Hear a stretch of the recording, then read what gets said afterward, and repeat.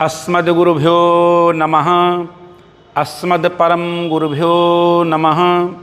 अस्मद्सर्वगुरुभ्यो नमः। समस्त वैष्णवाचार्यों के श्री चरणों में नमन करते हुए निखिल कोटि ब्रह्मांड नायक जगन्यंता कलिनायक भगवान वेंकटेश के श्री चरणों में नमन करते हुए आज मैं आप लोगों को नमस्कार के संबंध में बताऊंगा कि श्री ठाकुर जी और पूज्य गुरुदेव, पूज्य संतों, पूज्य माता पिता, अतिथियों को किस प्रकार नमन करना चाहिए। नमन करने से लाभ क्या है, नमन का तात्पर्य क्या है। तो सज्जनों, नमः शब्द की व्युत्पत्ति है नमे इति नमः।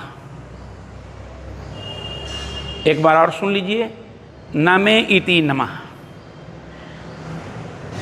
जहाँ अहम यानी मैं और मम यानी मेरा, इन दोनों वृत्तियों की पूर्ण निवृत्ति हो जाए, उसी का नाम नमस्कार है, प्रणाम है, अभिवादन है।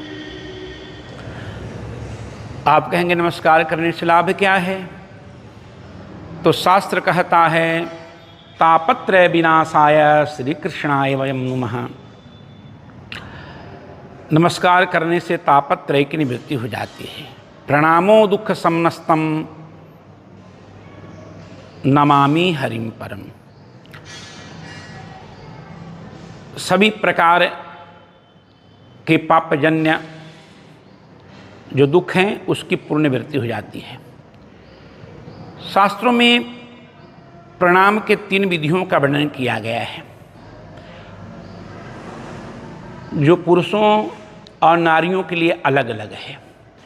उसमें प्रथम प्रणाम की विधि है साष्टांग प्रणाम, लेकिन साष्टांग प्रणाम की विधि पुरुषों के लिए अलग है और नारियों के लिए अलग है।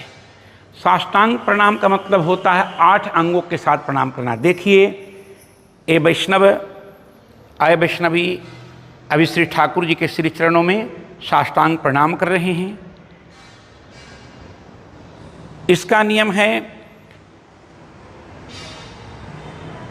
उरसा शिरसा दृष्टिया बस्सा मनसा तथा पदाभ्याम कराभ्याम जानुभ्याम प्रणामुष्टांग उच्यते।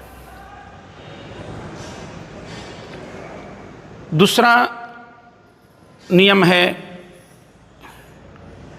जिसका वर्णन मनुस्मृति अध्याय 2 श्लोक संख्या 72 में किया गया है। व्यतस्त पाणिना कार्य मुफ संग्रहणम गुरु सभ्ये न सभ्य स्पष्टव्यो दक्षिणे न दक्षिणा। जो हमारे ये शिष्य हैं पुजारी जी, अभी आप लोगों को दिखा रहे हैं किस प्रकार से प्रणाम की दूसरी विधि है। देखिए, दायां हाथ दायां चरण पर, बायां हाथ बायां चरण पर, अमुख से दासोहम शब्द निश्चित हो रहा है।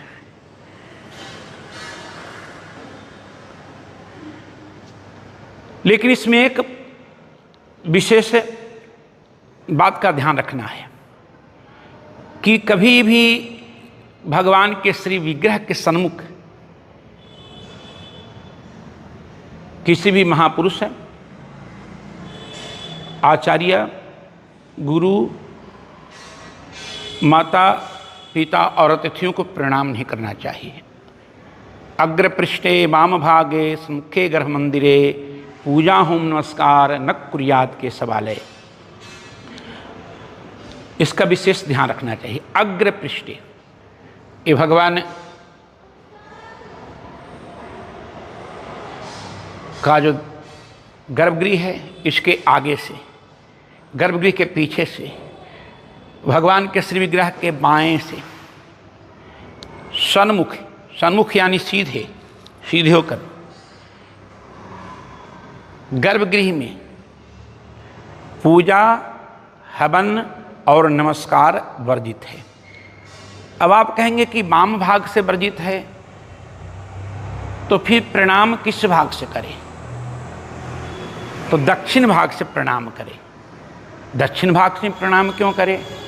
क्योंकि श्री ठाकुर जी के दक्षिण भाग में श्री जी विराजमान हैं, और जब तक श्री जी जीव के लिए पुरस्कार नहीं बनती हैं तब तक श्री ठाकुर जी जीव की शरणागति को स्वीकार नहीं करते हैं।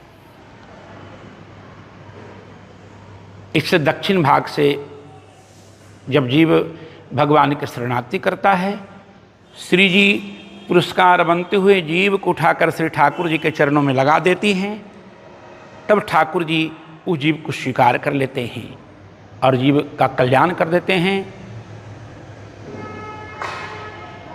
जय श्रीमन नारायण, जय सिया राम, जय श्यामा श्याम, राधे राधे।